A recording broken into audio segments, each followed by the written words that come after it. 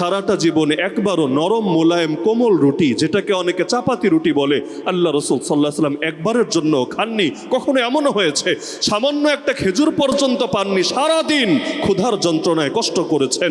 এমনকি আম্মা জান আয়েশা রাদিয়াল্লাহু আনহা বলেন, আরে মাসের পর মাসও এমন গিয়েছে আমাদের ঘরে একটা বারের জন্য চুলা জ্বলে নাই। জিজ্ঞেস করা হলো, তাহলে বাঁচলেন কিভাবে? তিনি জবাব দিলেন, ইন্নামা হুমা আল আসওয়াদান আল মা ওয়া তামর। জাস্ট দুইটা জিনিস খেয়ে, একটার নাম খেজুর আর একটার নাম পানি। আর দু একদিন প্রতিবেশীর ঘর থেকে দুধ হাদিয়া এসেছে, যেদিন এসেছে খেয়েছি, যেদিন আসে নাই সেটাও নসিবে জোটে নাই, সবর করে করে জীবন কাটিয়েছি। এমনকি আল্লাহ যখন নিজে তাকে অফার করলেন, ইয়া রাসূলুল্লাহ আপনি যদি চান এই পাহাড়গুলোকে সোনার রূপার পাহাড় বানিয়ে দেব, আল্লাহ রসুল বললেন, আয় রব্বুল আলামিন, এই জীবন আমার পছন্দ না।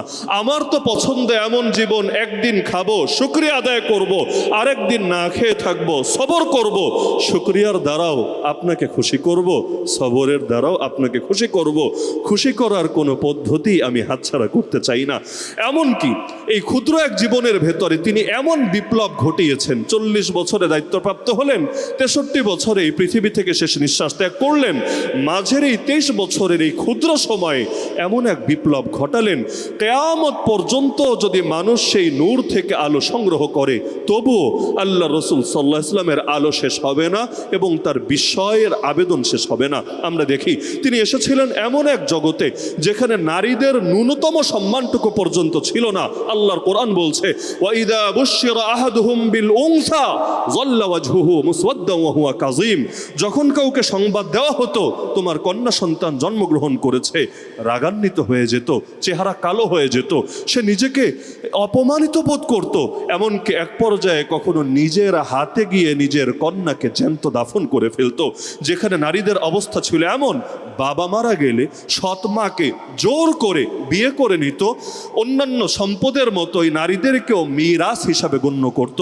যেখানে বর্বরতা এই পর্যায়ে উপনীত হয়েছিল, একজন গর্ভবতী নারী রাস্তা দিয়ে হেঁটে যাচ্ছে, দুইজন বাজি ধরেছে, বলতো তার পেটে ছেলে আছে নাকি মেয়ে আছে। একজন বলছে ছেলে, আরেকজন বলছে মেয়ে। এখন কার কথা সত্য এটা প্রমাণ করার জন্য ধরে তার পেট চিরে ফেলছে, ভেতর থেকে বাচ্চা বের করে তারপর দেখছে উভয়ের মধ্যে কে বাজি জিতেছে। যেখানে এরকম নৃশংসতা ছিল, বর্বরতা ছিল, আল্লাহ রসুল সাল্লাল্লাহু আলাইহি ওয়াসাল্লাম এসে এমন এক বিপ্লব ঘটালেন, সে জাহেলি যুগের জাহেলি মানুষগুলো পর্যন্ত তার পরশে এসে এক একজন আকাশের তারকা হয়ে গেল, যাদেরকে দেখে পথিক অন্ধকারের ভেতর পর্যন্ত পথ খুঁজে পায়। যেই নারীদেরকে ন্যূনতম মর্যাদা দেওয়া হতো না, সেই নারীদের মর্যাদা আল্লাহ রসুল এত বাড়িয়ে দিলেন। তিনি বললেন, আল জান্নাতু তাহতা আকদামিল উম্মাহাত। আরে কোথায় তুমি জান্নাত খুঁজে ফিরছো? জান্নাত লুকিয়ে রয়েছে মায়ের পায়ের নিচে। এমনকি এক সাহাবী এসে বললেন, ইয়া রাসূলুল্লাহ, আমার সবচেয়ে উত্তম সান্নিধ্য পাওয়ার বেশি হকদার কে? নবীজি বললেন, তোমার মা। এরপর কে? তোমার মা। এরপর কে? তোমার মা। এরপর কে? চতুর্থবারে গিয়ে বললেন, তোমার বাবা। এমনকি আল্লাহ রসুল জানিয়ে দিলেন, তোমাদের মধ্যে সর্বোত্তম সে, ঘরের নারীদের নিকট নিজের স্ত্রীদের নিকট সর্বোত্তম যে, এবং নিজের ব্যাপারেও বলছেন, আমি আমার স্ত্রীদের নিকট সর্বোত্তম। এমনকি আল্লাহ রসুল সাল্লাল্লাহু আলাইহি ওয়াসাল্লাম জানিয়ে দিলেন, কারো যদি কন্যা সন্তান হয় আর সে কন্যা সন্তানদেরকে হক আদায় করে যথাযথভাবে লালন পালন করে, আল্লাহ রাব্বুল আলামিন এর বিনিময়ে তাকে জান্নাত দিয়ে দিবেন। আল্লাহ রসুল যে সমাজে এসেছিলেন, অর্থনৈতিক বৈষম্য ছিল চরম পর্যায়ে, সুদ সমাজে রন্ধে রন্ধে এমনভাবে ছড়িয়ে গিয়েছিল, সেই সমাজে গরিবদের যেন বেঁচে থাকারই কোনো অধিকার ছিল না। আল্লাহ রসুল সাল্লাল্লাহু আলাইহি ওয়াসাল্লাম সুদের বিরুদ্ধে এমনভাবে যুদ্ধ ঘোষণা করলেন, বিদায় হজের ভাষণে তিনি বললেন, আলা কুল্লু শাইইম মিন রিবাল জাহিলিয়াহ মাওদুউন তাহতা কাদামাইয়া। জাহিলি যুগের যত সুদি চুক্তি আছে সব আজ আমার পায়ের নিচে পিষে ফেললাম, আর কোনো সুদি লেনদেন মুসলমানদের ভেতরে চলবে না। এমনকি সূরাতুল বাকারার এই আয়াত পড়ে শোনালেন, শোনো, যদি সুদ ছাড়তে না পারো, আল্লাহ এবং তার রাসূলের পক্ষ থেকে স্পষ্টভাবে যুদ্ধের ঘোষণা শুনে নাও। ফাইল্লাম তাফআলু ফাআযানু বিহারবিন মিনাল্লাহি ওয়া রাসূলি। এমনকি আমরা দেখি আল্লাহ রাসূল এসেছিলেন এমন সমাজে যেখানে চরম পর্যায়ের বর্ণবাদ ছিল, গোত্রে গোত্রে লড়াই লেগেই থাকতো। আল্লাহ রাসূল মদিনায় হিজরত করার আগে আউস এবং খাজরাজের মধ্যে যুগ যুগ না 100 বছরের বেশি সময় ধরে পর্যন্ত লড়াই চলছিল। আল্লাহ রাসূল তাদেরকে এমনভাবে ঐক্যের বন্ধনে আবদ্ধ আবদ্ধ করে দিলেন। তারা জাস্ট একটা ফ্যামিলি মেম্বারের মতো না, বরঞ্চ এক দেহের এক একটা অংশের মতো হয়ে গেল। তিনি বললেন, তারাল মুমিনিনা ফি তারাহুমিহিম ওয়া তাওয়াদ্দিহিম ওয়া তাআতুফিহিম কামাসালিল জাসাদিল ওয়াহিদ ইযা ইশতাকা মিনহু উদুন তাদাআ লাহু সাইরুল জাসাদ বিসসাহরি ওয়াল হুম্মা। মুসলমানরা এমন এক ঐক্যের নিবিড় বন্ধনে আবদ্ধ হলো যে একজন আরেকজনের জন্য নিজের প্রাণ উৎসর্গ করতে পর্যন্ত দ্বিধা করতো না।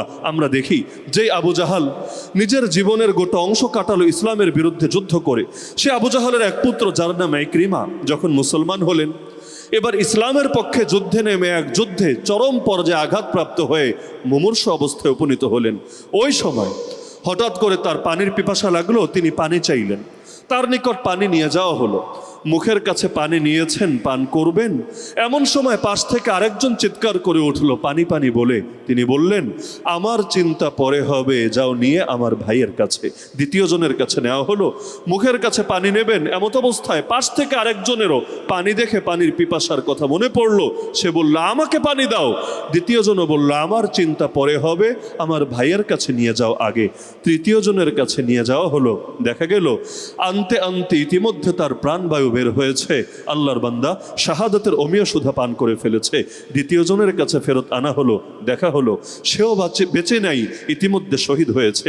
এবার আবু জাহালের সেই পুত্রের কাছে ফিরে এসে দেখা গেল সেও আর বেঁচে নাই, শাহাদাতের অমিয় সুধা পান করে সেও ধন্য হয়েছে। তিনটা প্রাণ ঝরে গেল, পানি আর কারো খাওয়া হলো না। কিন্তু শেষ মুহূর্ত পর্যন্ত স্যাক্রিফাইস কাকে বলে, অন্যকে কিভাবে প্রাধান্য দিতে হয় নিজের উপরে, উম্মতকে হাতে কলমে শিখিয়ে গেল। এমনকি আল্লাহ রসুল সাল্লাল্লাহু আলাইহি ওয়াসাল্লামের কাছে একবার কিছু মেহমান আসলো, নবীজি সাহাবীদের মধ্যে ভাগ করে দিলেন। এক সাহাবী আল্লাহ রসুলের মেহমান নিয়ে গেলেন নিজের বাসায়, কিন্তু তিনি জানতেন না বাসায় মেহমানদারি করার মতো তেমন কিছুই নাই। স্ত্রী জানালেন, আমাদের বাসায় মেহমানকে খাওয়ানোর মতো কিছু নাই, জাস্ট বাচ্চাদের সামান্য কিছু খাবার আছে, বাচ্চারা আগে ঘুমিয়ে পড়েছে, এজন্য ওদেরকে খাওয়ানো যায়নি। এখন এই খাবার যদি মেহমানকে দেই, বাচ্চারা না খেয়ে উপবাস রাত কাটিয়ে দিবে। তিনি বললেন, নবীর মেহমান এনেছি, তাকে তো অপমানিত হতে দেওয়া যাবে না, এবং নিজেরাও তার সামনে কোনোভাবেই এমন কিছু করা যাবে না যেটা শুনলে আল্লাহ রসুল সাল্লাল্লাহু আলাইহি ওয়াসাল্লাম কষ্ট পান, সুতরাং সেটাই মেহমানের সামনে পরিবেশন করো। আর স্ত্রীকে কৌশল শিখিয়ে দিলেন, তুমি আগে যে কোনো কৌশলে আলোটা নিভিয়ে দিও, যাতে করে তিনি ভাবেন সম্ভবত তেল ফুরিয়েছে অথবা অন্য কোনো কারণে মনে হয় আধার সবকিছুকে ছেয়ে ফেলেছে। অবশেষে সেটাই হলো, মেহমানের সামনে খাবার পরিবেশন হলো। মেহমান জেদ ধরল, আপনিও বসেন, একসাথে খাবো আমরা। কিন্তু মেজবানের এমন কিছু নাই যেটা খেতে পারে, কিন্তু অবশেষে পাশে বসে অন্ধকারে কৌশল করলো এমনভাবে, মেহমান মনে করলো বাস্তবে সেও মনে হয় খাচ্ছে, অথচ খাওয়ার কিছুই নাই। অবশেষে সেই রাত শেষ করে সকালবেলা যখন আল্লাহ রসুল সাল্লাল্লাহু আলাইহি ওয়াসাল্লামের কাছে গেলেন, আল্লাহ রসুল সেই সাহাবীকে দেখে বললেন, হে আমার সাহাবী, কি আমল করলা তুমি গত রাতে? আল্লাহ দেখি তোমার ব্যাপারে কোরআন মাজিদে আয়াত পর্যন্ত নাজিল করে দিয়েছে, ওয়ায়ুথিরুনা আলা আনফুসিহিম ওয়ালাউ কানা বিহিম খাসাসা ওয়া মান ইউকা শুহা নাফসিহি ফাউলাইকা হুমুল মুফলিহুন। আল্লাহ বলেন, যারা ঈমান এনেছে তারা অন্যকে প্রাধান্য দেয় নিজের উপরে, যদিও এতে কষ্ট হয় তাদের নিজের। এমনকি আল্লাহ বলেন, যাদেরকে অন্তরের সংকীর্ণতা থেকে রক্ষা করা হয় তারাই প্রকৃত অর্থে সফল কাম। আল্লাহ রসুল সাল্লাল্লাহু আলাইহি ওয়াসাল্লাম সেই সমাজকে এমনভাবে গড়েছিলেন, আরে সাধারণ মানুষ তো মানুষ, দাস গোলাম বাদী, যাদেরকে সমাজে 2 পয়সার মূল্য দেওয়া হতো না, আল্লাহ রসুল তাদেরকেও সম্মানের সর্বোচ্চ আসনে আসীন করলেন। কোরআনের আয়াত পড়ে শোনালেন, ইন্না আকরামাকুম ইনদাল্লাহি আতকাকুম, তোমাদের মধ্যে আল্লাহর নিকট সবচাইতে বেশি সম্মানিত সে যার ভেতরে তাকওয়া আছে অধিক পরিমাণে। সুতরাং কে দাস আর কে সাধারণ এটা মুখ্য বিষয় না, মুখ্য বিষয় কার ভেতরে আল্লাহর ভয় বেশি আছে।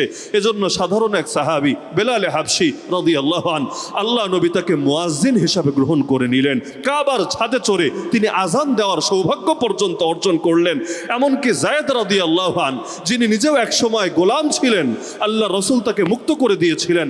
আল্লাহ রসুল তাকে বললেন, ইয়া যায়েদ আনতা আখুনা ওয়া মাওলানা, হে যায়েদ তুমি আমাদের গোলাম না, আমাদের চাকর না, বরং তুমি আমাদের ভাই, আমাদের বন্ধু। এমনকি সাহাবী আনাস রাদিয়াল্লাহু আনহু 10টা বছর নবীজির খেদমত করলেন। তিনি বলেন এই 10 বছরের ভেতর একটা বারের জন্য তিনি আমাকে বলেননি কেন এটা করলা অথবা কেন এটা করলা না। এমনকি সেই গোলামদের সম্মান এই পর্যায়ে চলে গিয়েছিল, আমিরুল মুমিনিন ওমর রাদিয়াল্লাহু আনহু যখন খলিফা হয়েছিলেন, বেলাল রাদিয়াল্লাহু আনহু তার কাছে আসলে তিনি তার জন্য সম্মানার্থে দাঁড়িয়ে তাকে বসার জন্য ব্যবস্থা করে দিতেন। আল্লাহ রসুল গোলামদেরকে পর্যন্ত এই পরিমাণ সম্মান দিয়েছেন। তিনি বলেন গোলামরা তোমাদেরই ভাই, যাদেরকে আল্লাহ তোমাদের অধীনস্থ বানিয়েছেন, সুতরাং নিজে যা খাবা তাদেরকেও তা থেকে খাওয়াবা, নিজে যে কাপড় পরিধান করবা তাদেরকেও সেই কাপড়ই তোমরা পরিধান করাবা। এমনকি আল্লাহ রসুল সাল্লাল্লাহু আলাইহি ওয়াসাল্লাম প্রতিটা শ্রেণীকে এমনভাবে মর্যাদা দিয়েছেন। ওমর রাদিয়াল্লাহু আনহু বলেন ফুরাত নদীর তীরে একটা কুকুরও যদি মারা যায় ক্ষুধার্ত হয়ে, আমি মনে করি আমাকে এর জন্য আল্লাহর নিকট দায়বদ্ধ থাকতে হবে, আল্লাহর নিকট জবাব দিতে হবে। এজন্য আল্লাহ রসুল শিখিয়েছেন কুল্লুকুম রাইন ওয়া কুল্লুকুম মাসউলুন আন রাইয়াতিহি, তোমরা প্রত্যেকেই দায়িত্বশীল, প্রত্যেকেই নিজের দায়িত্বের ব্যাপারে জিজ্ঞাসিত হবে। সুতরাং আমি মনে করি আল্লাহ রসুল সাল্লাল্লাহু আলাইহি ওয়াসাল্লাম এই 23 বছরের জীবনে মানবতাকে যেভাবে অন্ধকার থেকে আলোর পথে এনেছেন এবং তিনি আমাদেরকে যেই সঠিক পথ নির্দেশ করে গিয়েছেন, আমরা যদি সেই পথকেই আঁকড়ে ধরে রাখতে পারি তবেই আমাদের নসিবে মুক্তি আসবে, শান্তি আসবে। আর নবীর আদর্শ থেকে যত দূরে সরব, রাহমাতুল্লিল আলামিন থেকে যত দূরে আমরা হারিয়ে যাব, ততই এই গোটা পৃথিবী আমাদেরকে বিভিন্নভাবে বিপর্যয়ের মুখে ফেলে রাখবে।